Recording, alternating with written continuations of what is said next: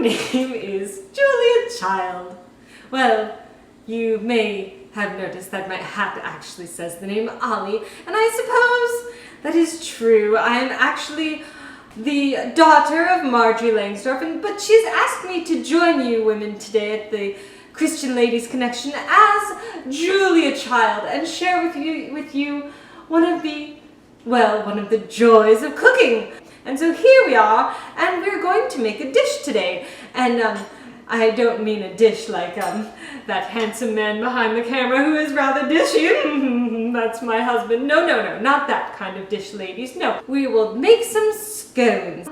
I have to say, the English not very much known for their foods now, are they? However, but we give them credit where credit is due, and scones are they're just delicious. Everyone can enjoy a scone and a spot of tea, and it just makes any day seem brighter and like you can get through it. Now, like any proper chef, let's begin by looking at our ingredients. Also, at this point, you're going to want to preheat your oven to 400 degrees and put the rack on the lower middle position. Now, here we have our ingredients. Now, let us begin with 2 cups of flour. No need to get any of that fancy baking for bread flour. No, this is simply just all-purpose flour. You should be able to really make up these scones at the drop of a hat. So 2 cups all-purpose flour. Next, 1/3 cup of sugar and a little extra for dusting. Your baking soda, baking powder, and salt. And now, this is very important. This is butter that has been frozen. I literally just took it right out of the freezer moments ago. It must be frozen. Next, 1/2 cup of raisins. Now, I chose to use sun-made raisins because really, isn't that hat just divine? Next, we have 1/2 cup sour cream.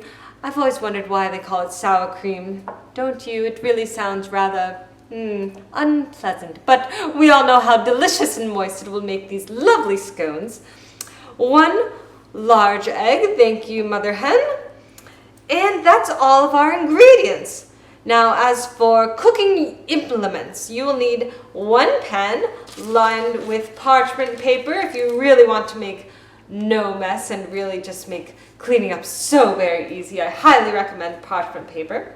You will need 1 large bowl, 1 smaller bowl, 1 sharp knife, a spatula, whisk, and interestingly, a grater. You'll see how we use that in a minute. And of course, your trusty kitchen timer. Now, I just wanted to make a mention here that you may have noticed my lovely nails. Well, they're all a different color, and this is what you get when you have nail polish day with your 12-year-old niece. And aren't they just lovely? Now, hopefully they don't chip into the scones and make them very multicolored. I'm hoping for just regular scone-colored scones today. Let's hope. All right, now that we have everything set, let's start baking. Begin by getting out your large bowl. And I will just add my dry ingredients. So in goes the flour, poof, and the sugar, poof, and the baking soda, baking powder, and salt, poof. I don't think anyone really knows the difference between baking powder and baking soda, do you? It's all just magical, but it works. Remember I told you we needed a grater? And remember I told you we needed frozen butter? Well, let me get the butter, and I'll show you what we will do with it. Pop! Here I am with the frozen butter. Now, unwrap your butter, and we're actually going to use this grater to break up the butter into small bits. Of course, I have washed my hands, and it's Corona, so I've washed them for 2 renditions of Happy Birthday, so don't worry. Besides, that it is going to go into a 400-degree oven. Next, use this grater to grate your butter into the dry ingredients. Now, isn't that clever? I've never thought of that before. In fact, this very recipe, though English scones, done by an expert in French cooking, this very recipe is in fact even more international. It was first published in the newspaper USA Today. Now, would you ever think to go there for your go-to scone recipe?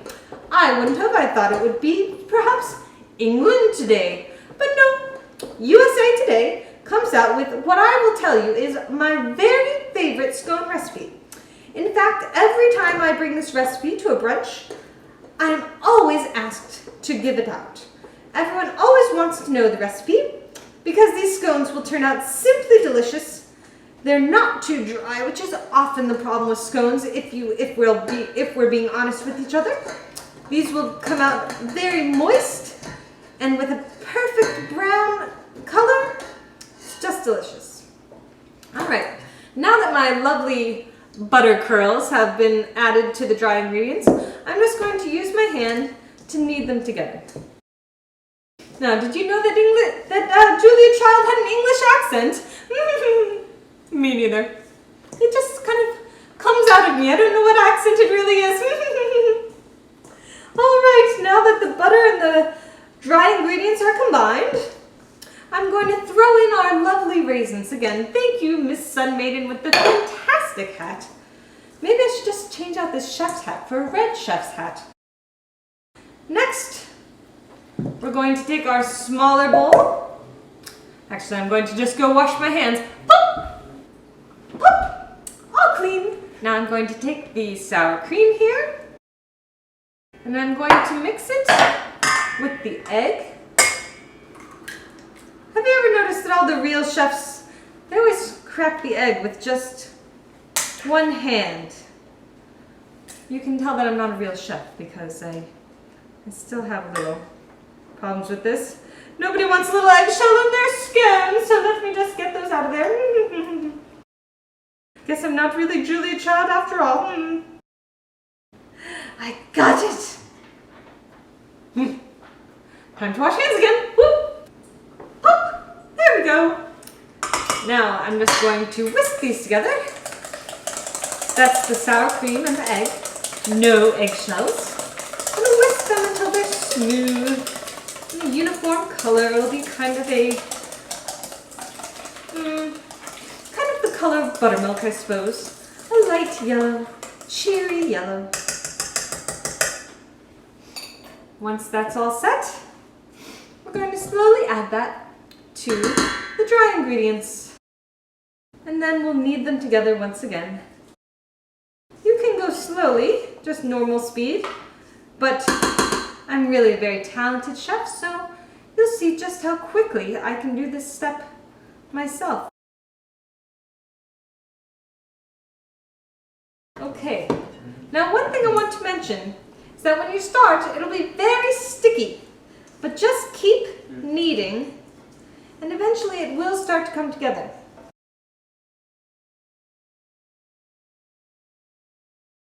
Time to wash hands again. Right back. Oh, all ready. Now take it right out and place it right on your parchment paper. I'm going to flatten it out into a disc. My husband wanted me to let you know that you can put other things in these scones besides raisins. You could put chocolate chips or butterscotch chips. Blueberries, put in a little rind of lemon, some blueberry lemon scones, delicious. This recipe will work for whatever additions you want. Now once it's flattened into a disc, take that extra sugar that we had, put it on your spoon and just kind of tap your hand, tap, tap, tap, tap, tap. And sprinkle the top with just this just gives it a really nice bit of crunch and a little extra sweetness on top. But as you can tell, I'm really not using that much. A little bit goes a long way, and I highly recommend that step. Then take your sharp knife, and we're going to cut it into 8 slices. Just like a pizza, except a scone.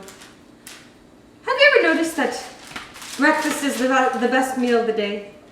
It's basically like dessert, but we have it in the morning, so we get to call it healthy. I love breakfast. Who doesn't? These scones would be great for breakfast. They're also great at tea time, the way they're meant to be in England. They're also great as a snack, and I won't tell if you want to eat them for dinner. Separating them on my parchment paper so that they're at least an inch apart. And wash hands. And set our trusty timer for 15 minutes. And just like that, your scones are done. As you can see, they have a nice brown color on the top, and they'll be a little bit browned on the bottom. Perfect. Now, to finish it, just take your scone, pop it onto a plate, have yourself some tea, some butter, and enjoy.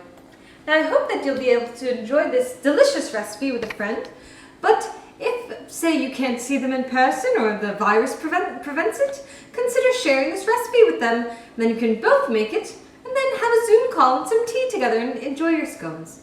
Ladies, I hope you have a lovely rest of the day, and until next time, bon appetit! Oh!